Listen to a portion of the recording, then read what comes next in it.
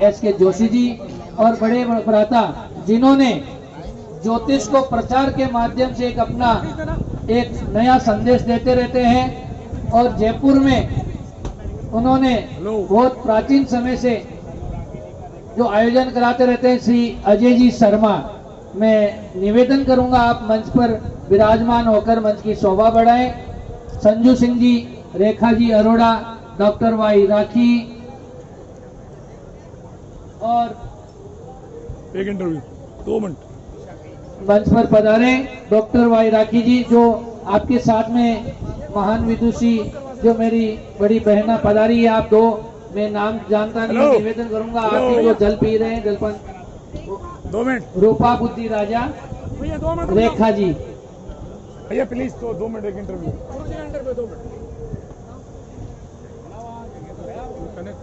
हाँ कनेक्ट है, auto connect है, ये तो बाहर रख से।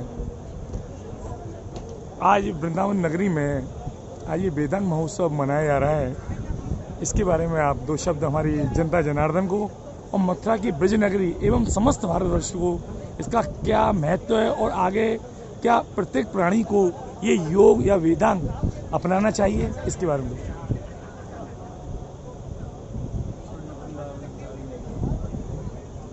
स्वामी तुलसीदास जी ने भी कहा है, तुलसी महिमा वेद की तो कही सके अपार, जही निंदत निंदित भयो विदित बुद्ध अवतार। वेद की महिमा तो इतने से सिद्ध हो जाती है कि दशावतार में भगवान बुद्ध को अवतार मानकर उनकी पूजा हम करते हैं। हम सनातनी उनकी पूजा करते हैं, स्तुति करते हैं। दस यज्ञ विधे रह श्रुति जातम सदय हृदय दर्शित पशुघातम केशव धृत बुद्ध शरीर जय जगदीश हरे। परंतु हम उनके उपदेशों का सम्मान नहीं करते हैं। हम उनके उपदेशों का सम्मान, उनका सम्मान, उनके विग्रह का सम्मान करते हुए भी इसलिए नहीं करते हैं, उन्होंने यज्ञ विधि की निंदा की, वेद के कुछ अंश की उन्होंने निंदा कर दी। तो वेद का महत्व तो इतने से सिद्ध हो जाता है। और यह वेदांग महोत्सव होना चाहिए। अभी तो पता भी नहीं है, बहुत सारे कुंभ में बहुत आयोजन हो रहे हैं, बहुत सारे आयोजन हो रहे हैं, परंतु मैंने कहा जो वेदांग महोत्सव कहीं भी नहीं हुआ है और वेदों की कोई चिंता नहीं। दिन रात चिल्लाने वाले मंच से चिल्ला रहे हैं वेद रक्षा, वेद रक्षा, वेद रक्षा, परंतु दिन रात चिल्लाने वाले वेदों का स्पर्श भी कभी नहीं करते हैं, प्रायः अपवाद छोड़ करके। तो ऐसे महोत्सवों की बड़ी उपयोगिता है। और वेदांग यानी अंगों की भी उपयोगिता है। शिक्षा, कल्प, निरुक्त, व्याकरण, ज्योतिष, छंद तथा इनके जो उपांग हैं षड दर्शन के रूप में उन उपांगों में एक योग बहुत ही महत्वपूर्ण है। और योग का स्वरूप तो बृहत है, परंतु आजकल योग के स्वरूप में कुछ कमी आई हुई है।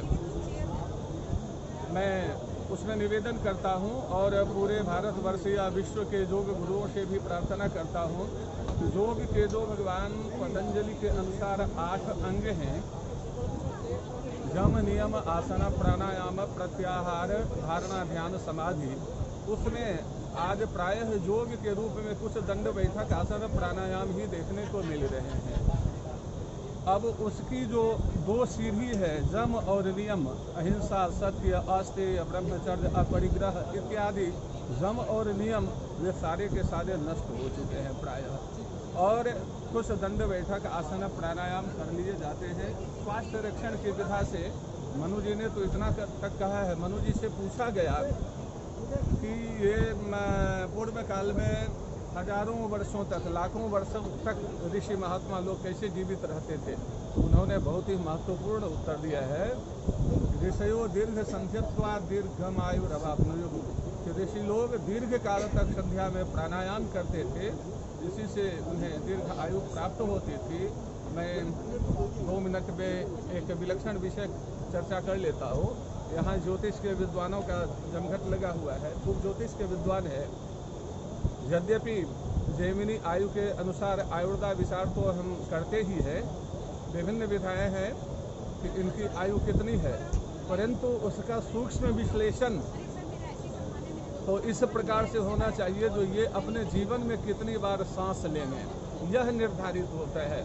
जब वेदांग ज्योतिष में हम जाएंगे तो यह प्राणी अपने जीवन में कितनी बार सांस लेगा इसके ऊपर निर्भर करता है। इतने वर्ष इनकी आयु है, यह तो ठीक है, यह मोटा मोटी सिद्धांत होता है। कारण यह है कि प्रत्येक स्वस्थ मनुष्य शतशतानि दिवारात्रौ सहस्राणि एकविंशतिः, दिन रात में 21,600 बार सांस लेता है प्रत्येक स्वस्थ मनुष्य।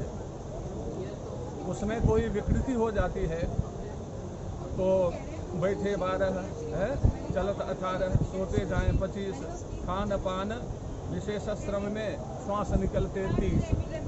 यदि हम ध्यान मग्न होकर के बैठे हुए हैं तो 1 मिनट में जो 15 बार सांस निकलनी होती है वो 12 बार निकलती है। यानी हमने 20 मिनट का केवल बैठा, कुछ भी न जप किया न तप किया, कुछ ध्यान कर लिया, अच्छा है।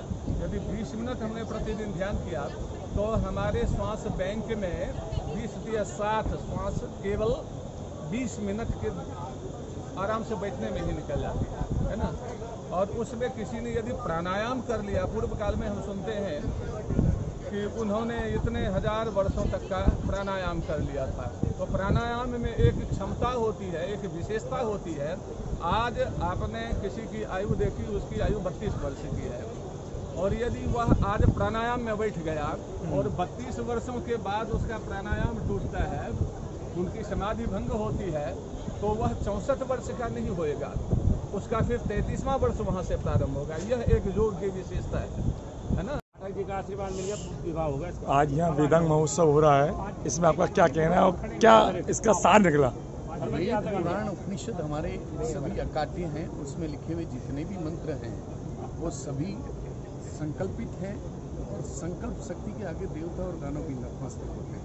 मंत्रों के अधीन देवता हैं और मंत्र देवता अधीन हैं। तो मंत्रों की ताकत को अभी तक हम लोगों ने पहचाना नहीं है। मंत्र विज्ञान मिलेगा सही तरीके से उसका साधन किया जाए तो निश्चित रूप से ईश्वर भी हमारे पास आते हैं। कैसे ऐसे महोत्सव होते रहने चाहिए। जी हाँ, ऐसे महोत्सव होने चाहिए, अंतर्राष्ट्रीय स्तर तक होने चाहिए। बहुत राजलक्ष्मी न्यूज में आप सबका स्वागत है। आज हमारे बीच में वेदांग महोत्सव हो रहा है। वेदांग महोत्सव में हमारे बीच में पधारे हैं चतुराचार्य अनुपम चौधरी जी। जानेंगे कि वेदांग महोत्सव क्या है और इससे क्या लाभ होंगे।